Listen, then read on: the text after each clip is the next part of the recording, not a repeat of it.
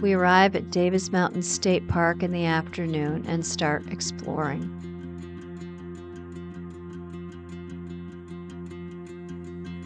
They have an observatory, so we go check it out. From McDonald Observatory in 1944, methane was discovered on Uranus's largest moon. In 2007, the dark energy experiment using the Hobie-Everly telescope began.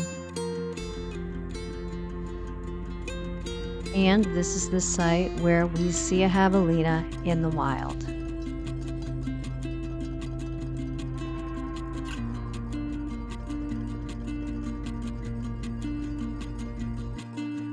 And we get some nice views from up here where the telescope is. Because it's COVID, there are no tours happening inside the buildings, but we meet someone who's doing research here who takes us in, and it looks a lot like something out of the 60s. It all looks like really old stuff. And apparently there's another smaller telescope down here, but we don't really know what that's for because, of course, there were no tours.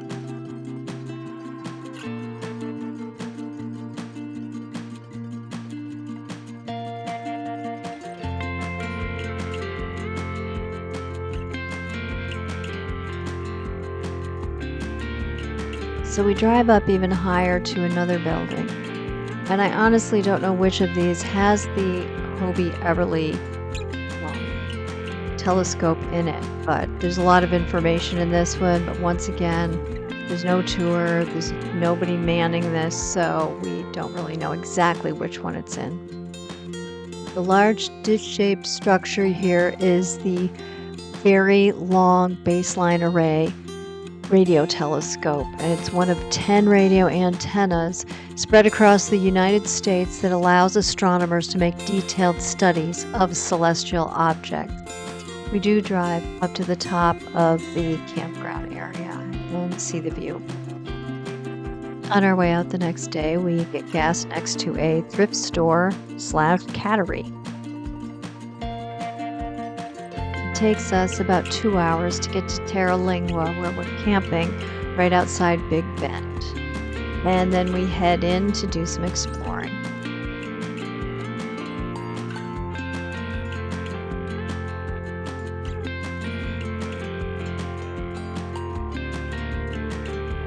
As we do the scenic drive, we see the Chizos Mountains in the distance, but we won't make it there today.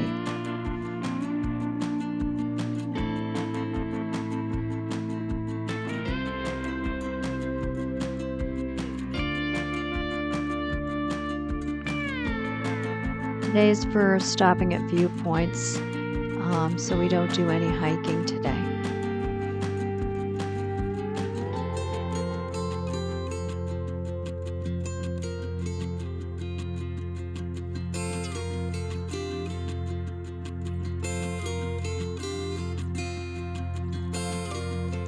It wouldn't have been far to walk down to the Homer Wilson Ranch, but we chose not to and viewed it from afar instead.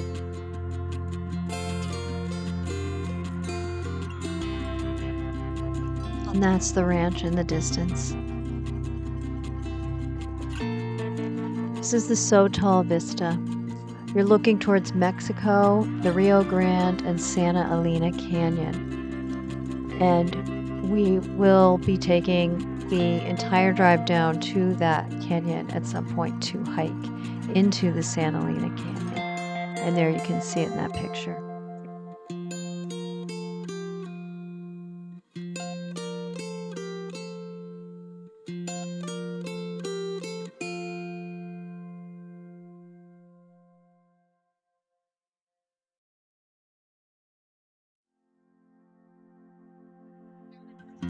The Mule Ears. If ever I get back, I'd probably want to do the Mule Ears hike, but at the late hour that we're in here, it's just not enough time to do it.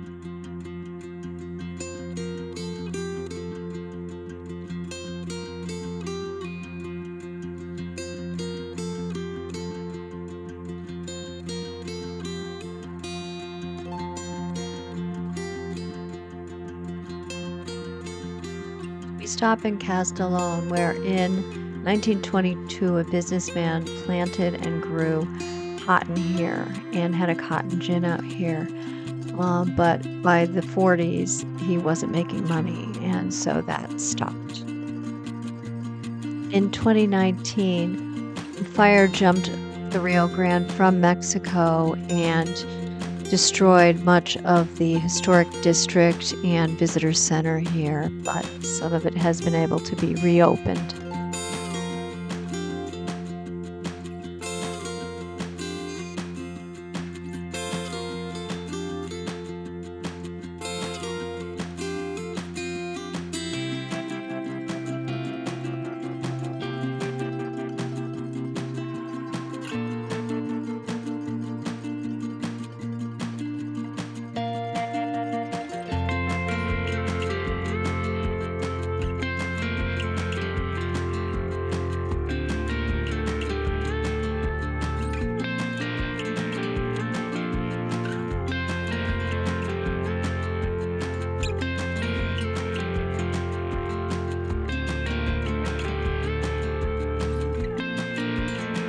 This is Goat Mountain. 29 million years ago, volcanoes dominated ancient Big Bend, and many of the formations along this scenic drive, including Goat Mountain, originated from volcanoes.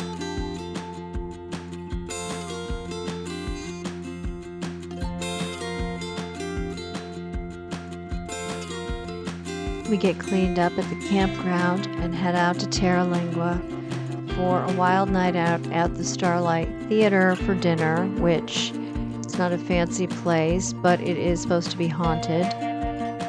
We sit looking at the stuffed version of Clay Henry, who was voted their mayor at one point.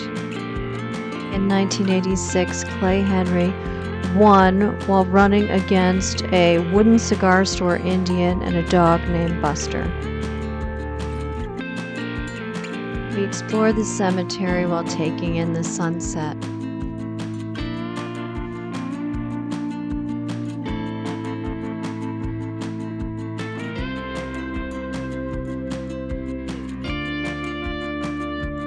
The town of Terlingua came into being basically to service the mine workers. There was a mine, the Chisos mine, it was mining mercury.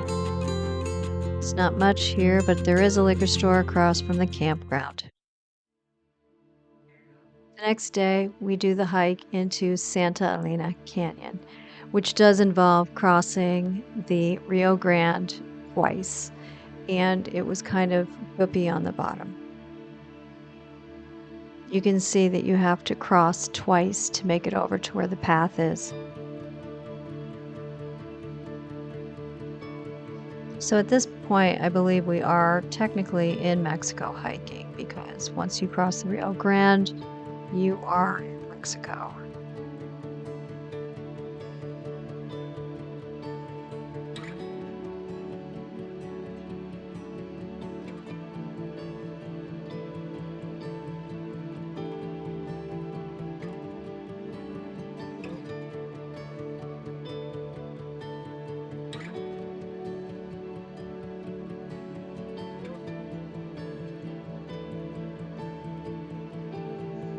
Rio Grande.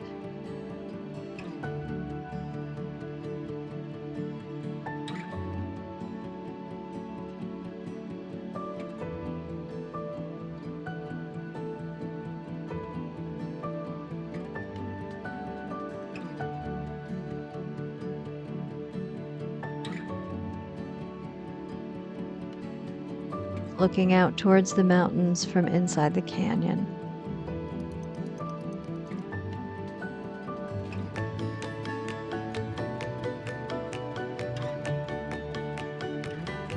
These are the fossilized imprints of tiny crustaceans and the fossilized imprint of a fish.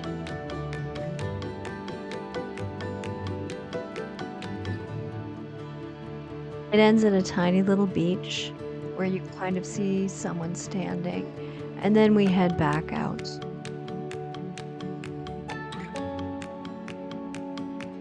We go to the canyon viewpoint to see what it looks like from a distance.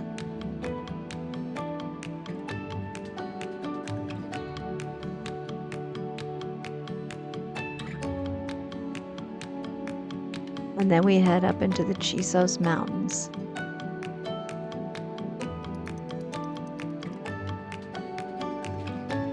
As we go up higher in elevation, we have trees and other vegetation.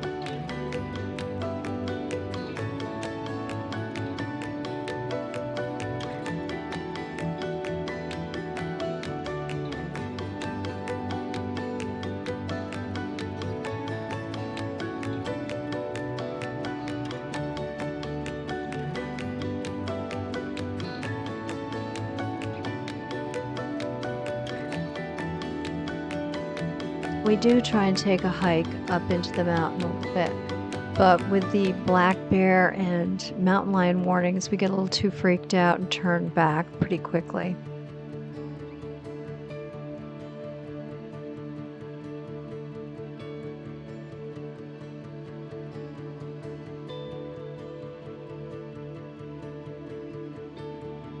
I keep thinking I'm going to see a mountain lion up there, so I take pictures. But as it turns out, the only mountain lion we do see is in the visitor center, this guy. And the only bear we see is this one, also in the visitor center.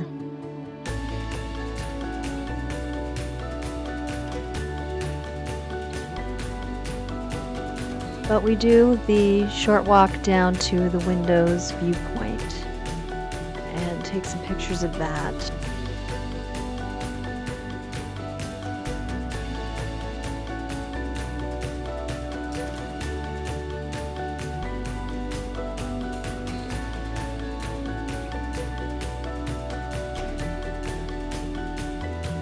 Volcanic eruptions formed the Chisos Mountains between 17 million and 38 million years ago. The wildlife we see is a deer, and that is what we have in these pictures.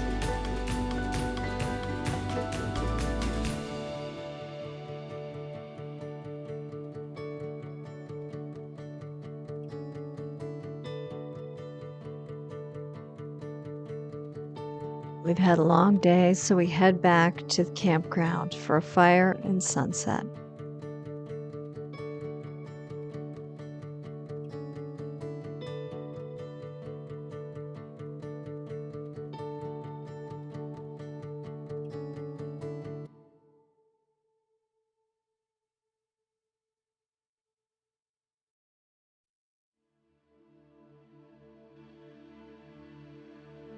The next day, we head out to the Rio Grande Village area.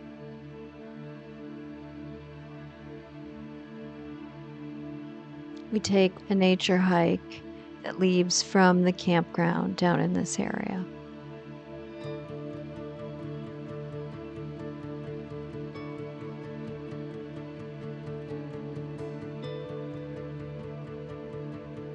People from Boquillas, the town right over the Rio Grande from here, do bring over trinkets to sell and leave them there for people to buy them. This is looking towards Big Bend and the campground in Big Bend. We didn't camp in it because there was a tunnel you had to drive through to get down here. And even though it's February, it is in the 80s during the day. Right now it looks like it's cold because it's early in the morning, but it is getting up into the 80s during the day, so we did enjoy having full hookups. And this is looking towards Mexico.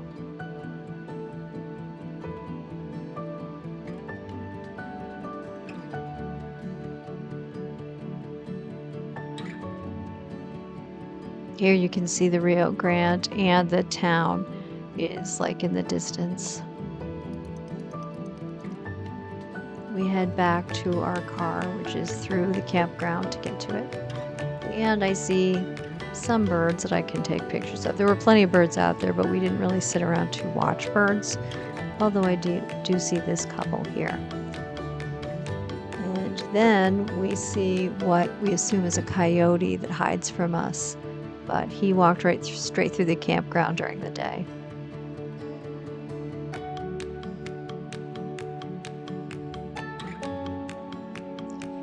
This is from the visitor center that's somewheres near where we had to go to get to the hot springs.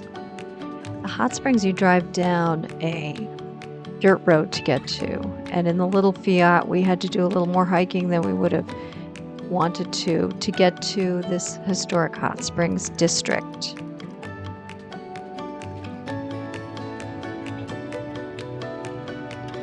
Because of the natural hot springs, this was a popular place to come back in the 1920s, and now there's nothing really left except this little nook of a hot spring, and as you can see right across the Rio Grande, you can walk across and they'll take you by horse into the town of Boquillas.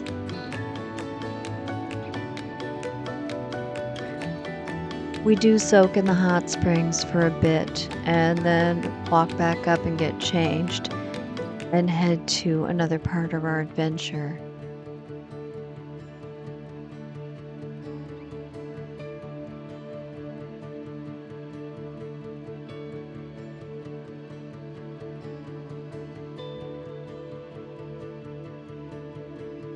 So we then go to the actual border crossing, where we use our expanded license to get across, and you use that or your passport, and they take you over by boat, and we go into the little town, and Mike had a beer and I think about a t-shirt, and he sat there with a chihuahua on his lap in the Chihuahuan desert.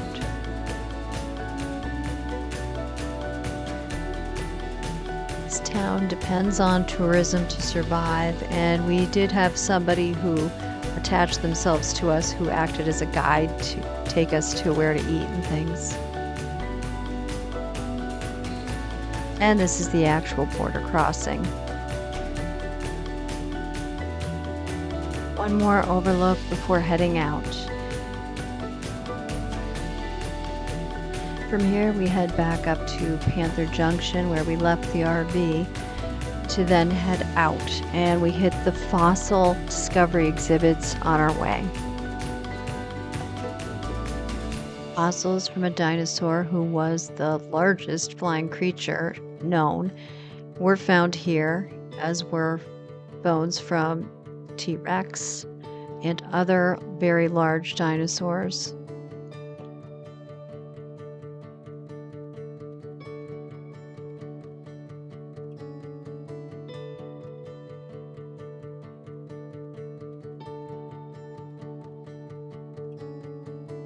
And this is the femur or leg bone of the Alamosaurus. And we walk up the hill to the exact spot where fossils were found in the 1950s, which were 54 million-year-old fossils. This sculpture shows the actual size of giant crocodiles that lived here millions of years ago. From here, we head out to Stillwell's store, where we spend the night. It's an RV park, sort of, that we spend the night at. That's right outside the park. And then we will head towards Galveston.